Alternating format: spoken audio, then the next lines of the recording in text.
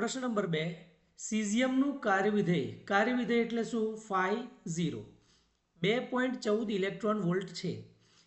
Part એમાં શું પૂછ્યું છે સીઝિયમની થ્રેશોલ્ડ આવૃત્તિ એટલે F0 શોધવાની છે.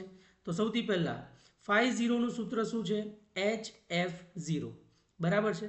હવે આપણે F0 જ શોધવાનું છે તો Hને ક્યાં લઈ જઈશું નીચે.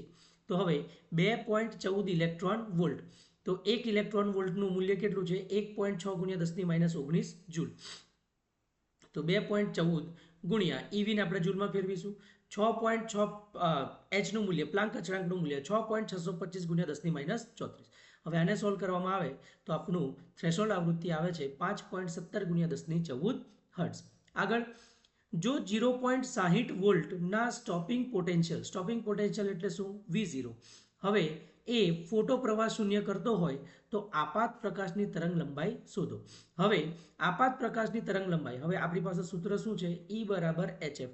એફનું એક બીજું સૂત્ર શું છે F is equal to C/λ બરાબર છે.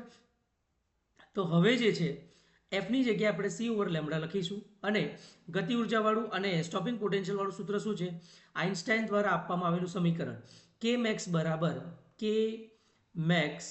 બરાબર E માઇનસ ફાઈ 0. તો ઈનું મૂલ્ય શું આવે છે HF. ફાઈ 0 એવો જ રાખો બરાબર છે. કે મેક્સ માટે આપણે સ્ટોપિંગ પોટેન્શિયલવાળું સૂત્ર જે છે કે મેક્સ બરાબર EV0 તો EV0 ને આ તરફ રાખો. હવે ઈનું મૂલ્ય શું છે HC/λ.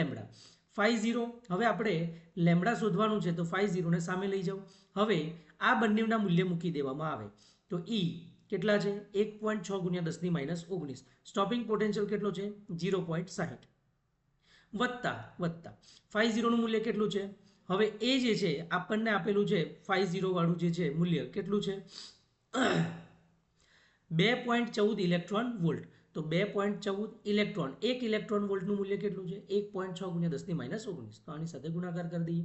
હવે 1.6 ગુણ્યા 10⁻19 બંનેમાં શું છે સામાન્ય લઈ લો તો 0.60 વત્તા 2.14નો સરવાળો કરીએ. એ સરવાળાને 1.6 વડે ગુણાકાર કરીએ તો આપણને મળે 4.384 ગુણ્યા 10⁻19. હવે જે છે લેમડા શોધવું છે તો લેમડાને આ તરફ લઈ આવીએ 4.384 જે છે એ મૂલ્ય આપણે આ રીતે છેદમાં લઈ જઈએ તો લેમડા બરાબર 6.625 ગુણ્યા 10⁻34.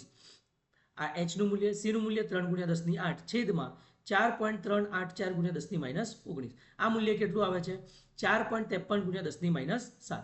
અગર આપણે એને નેનોમીટરમાં ફેરવવું હોય તો 1 અને 2 એટલે આ બે જે છે ઓછા થશે તો 10⁻7 8 અને 9 તો 453 નેનોમીટર જવાબ આવશે. ઓકે.